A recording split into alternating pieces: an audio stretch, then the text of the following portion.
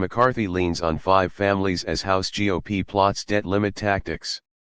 The White House and Senate Democrats have calculated that Speaker Kevin McCarthy won't have enough votes to raise the national borrowing limit and will end up caving to their demands to avoid a first-ever debt default, with no strings attached or any conditions whatsoever. Subscribe our YouTube channel and click our bell icon for new videos. Attached or any conditions whatsoever. House Republicans are trying to prove them wrong. Behind the scenes, McCarthy is beginning to chart out a new strategy to ensure the House GOP can muster 218 votes to raise the national debt ceiling and tie that to an array of cuts to federal spending, as the standoff with the White House shows no signs of easing. In the Speaker's office last week, leaders of the so-called five families of the House GOP, representing the various ideological wings of the conference, met for the first time to discuss the range of possibilities and to kick around ideas about raising the debt limit, according to multiple attendees.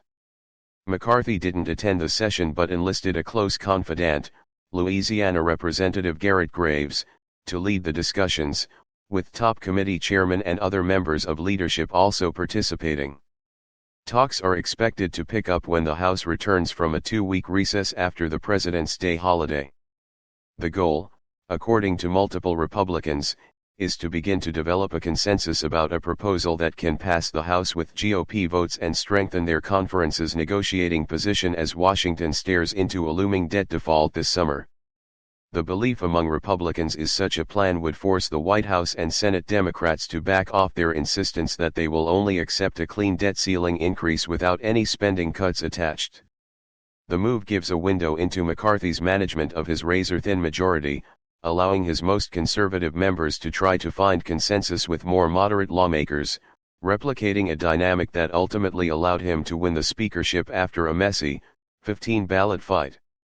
But it also is a break to how one of his predecessors, John Boehner, dealt with the debt limit the last time the country nearly defaulted, in 2011 when many of the decisions were made by the leadership, prompting a revolt among the rank and file. The private GOP talks have been positive so far, attendees said, even as they acknowledged they are in the very early stages, weighing a range of potential budget cuts and not nearing any agreement yet. Representative Patrick McHenry, the North Carolina Republican who chairs the House Financial Services Committee, said the meeting amounted to a healthy discussion that showed goodwill in an effort to come up with an approach that unifies Republicans and enables us to unlock the rest of the legislative year. That's the purpose of the conversation. How do you move the debt limit out of the House of Representatives? McHenry told 24newsread.blogspot.com. The discussions are expected to run parallel to talks between McCarthy and President Joe Biden, with the Speaker making clear he believes the next step will be to continue discussions with Biden. The group could potentially help McCarthy present a GOP proposal to the President in future conversations and help vet any White House offer.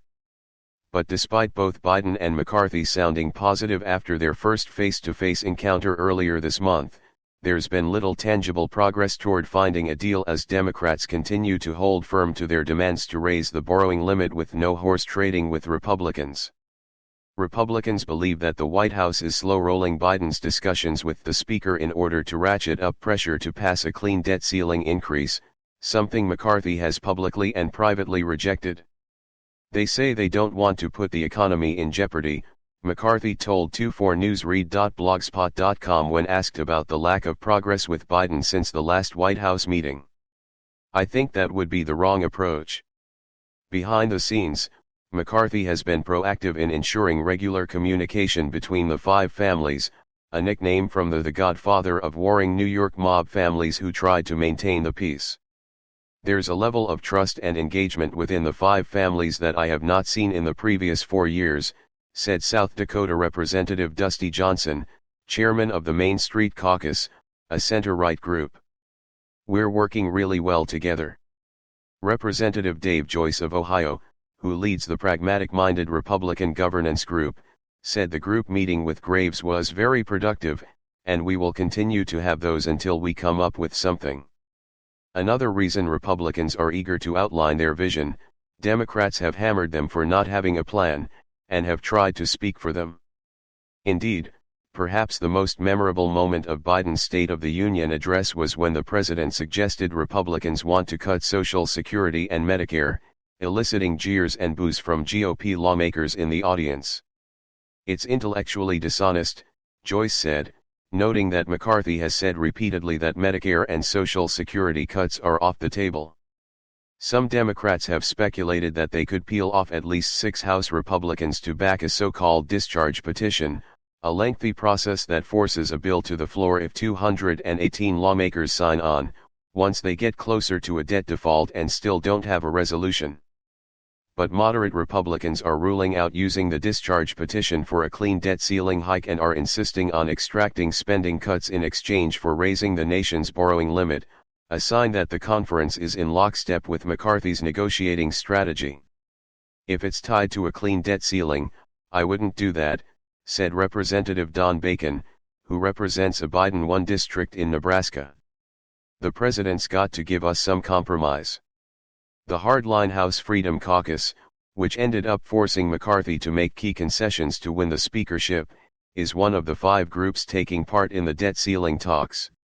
Representative Scott Perry, a Pennsylvania Republican who chairs the group and attended the 5 Families meeting, said there's a consensus on this point, "We're not going to accept no negotiation," a reference to the White House's position. "And there's not going to be a clean debt ceiling, all right."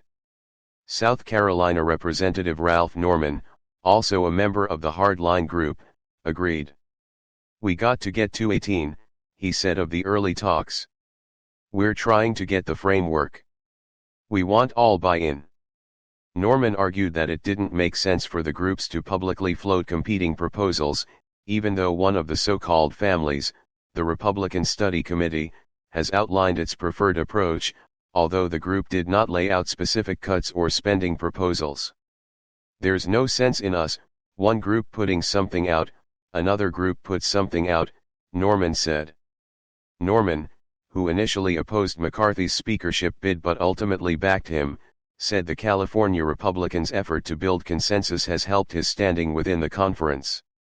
"To his credit, Kevin has done a good job of getting us all together and getting us on the same page," Norman said.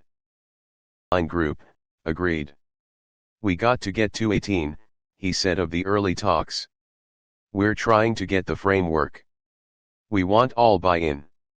Norman argued that it didn't make sense for the groups to publicly float competing proposals, even though one of the so-called families, the Republican Study Committee, has outlined its preferred approach, although the group did not lay out specific cuts or spending proposals.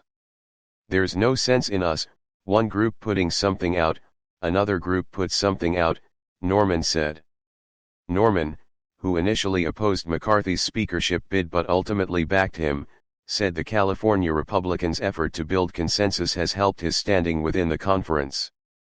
"To his credit, Kevin has done a good job of getting us all together and getting us on the same page," Norman said. "Kevin has done a good job of getting us all together and getting us on the same page," Norman said. Subscribe our YouTube channel